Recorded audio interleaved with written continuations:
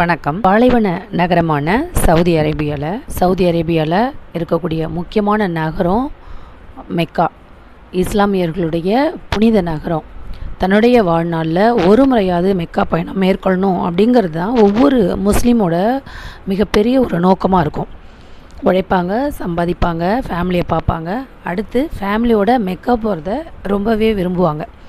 இந்துக்கள் எப்படி காசி, ராமேஸ்வரம் போயிட்டு வர மாதிரி மெக்காவுக்கு போகிறது இஸ்லாமியர்களுடைய ஒரு முக்கியமான கடமையாகவே அவங்க நினைப்பாங்க. இன்றைக்கி என்ன நிலமையில் இருக்குது அப்படின்னா, ரொம்ப மழை பெஞ்சிட்ருக்காங்க. அதை பற்றி இந்த பதிவில் பார்ப்போம்.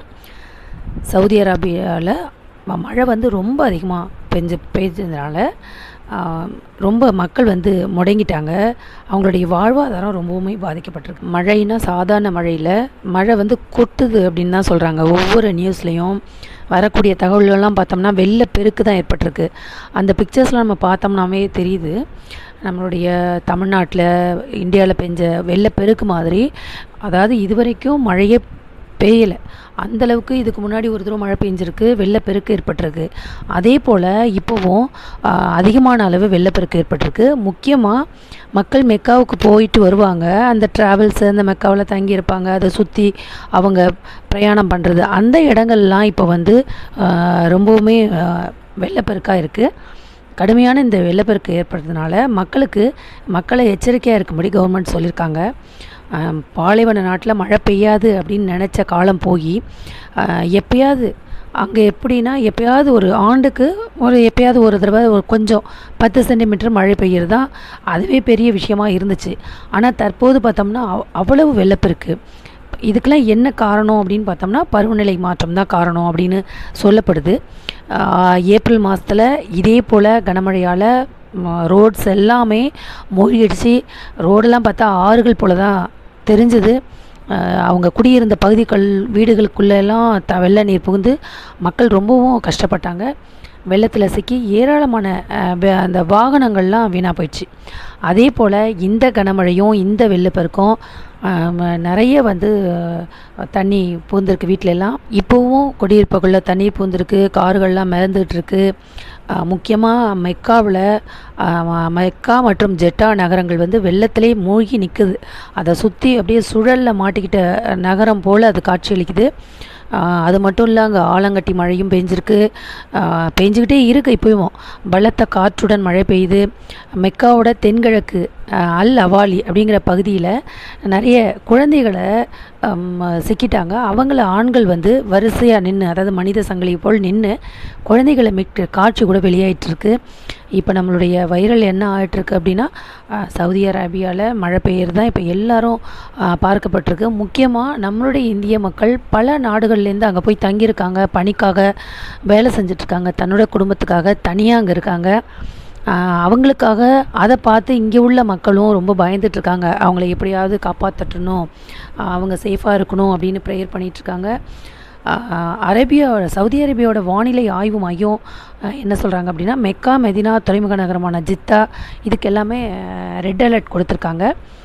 2009 இந்த பகுதிகளில் கனமழை காரணமாக ரொம்ப கடுமையான வெள்ளப்பெருக்கு ஏற்பட்டுச்சு. 100க்கும் மேற்பட்டோர் இறந்துட்டாங்க.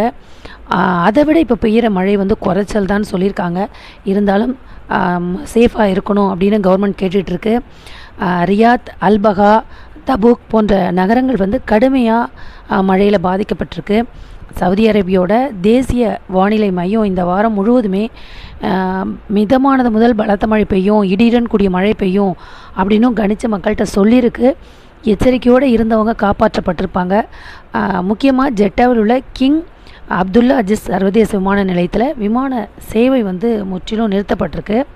தொடர்ந்து கனமழை காரணமாக சவுதி அரேபியாவில் பொது இடங்களுக்கு மக்கள் செல்ல வேண்டாம் அப்படின்னும் தடை விதிக்கப்பட்டிருக்கு. நிறைய இடங்கள் மூடப்பட்டிருக்கு. கிழக்கு மாகாணம், ரியாத்தில் உள்ள பள்ளிகள் எல்லாம் என்ன சொல்லியிருக்காங்கன்னா, ஆன்லைன் வகுப்புகள் எடுக்கலாம் அப்படின்னு சொல்லப்பட்டிருக்கு. இவ்வளோ பெரிய கனமழையால் துபாய் விமான நிலையமும் பாதிக்கப்பட்டிருக்கு, தண்ணியால் சூழப்பட்டிருக்கு. விமானம் நிலையம் முழுவதுமே வெள்ளம் சூழ்ந்திருக்கனால ஏராளமான விமானங்களும் ரத்து செய்யப்பட்டிருக்கு. முக்கியமாக பார்த்தோம்னா உலக நாடுகளில் பல நாடுகள்லேருந்தும் சவுதி அரேபியாவில் போய் தங்கியிருந்து தன்னோட குடும்பத்துக்காக ஏர்ன் பண்ணி இங்கே அனுப்பிட்டுருக்காங்க. அதில் அங்கேருந்து போனவங்க யாராக இருப்பாங்கன்னா, ஒன்று கணவர் இல்லை சகோதரன். சில பேர் இப்போ மெய்டு வேலைக்கும் வீட்டு வேலைக்கும் லேடிஸ் போகிறாங்க. அவங்களோட ஃபேமிலிஸ் இங்கே இருக்காங்க, ரிலேட்டிவ்ஸ். அவங்க எல்லாருமே ப்ரேயர் பண்ணிகிட்ருக்காங்க. இந்த மழை போதும், நின்றுணும் அப்படின்னு ரொம்ப ப்ரேயர் பண்ணிகிட்ருக்காங்க. அவங்க ப்ரேயர்லாம் பழிக்கட்டும்.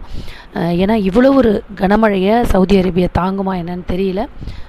பாலைவன நகரமாகவே இருந்தது. இப்போதெல்லாம் ஏப்ரல் மாதத்துக்கு பிறகு மறுபடியும் இப்படி ஒரு மழைனா சாதாரண மழை இல்லாமல் கனமழை, வெள்ளப்பெருக்கு, இடியுடன் கூடிய மழை, ஆலங்கட்டி மழை இப்படி பெய்யறதுனால தான் மக்கள் பயப்படுறாங்க. ஸோ அவங்களுக்காக நம்ம ப்ரேயர் பண்ணுவோம்.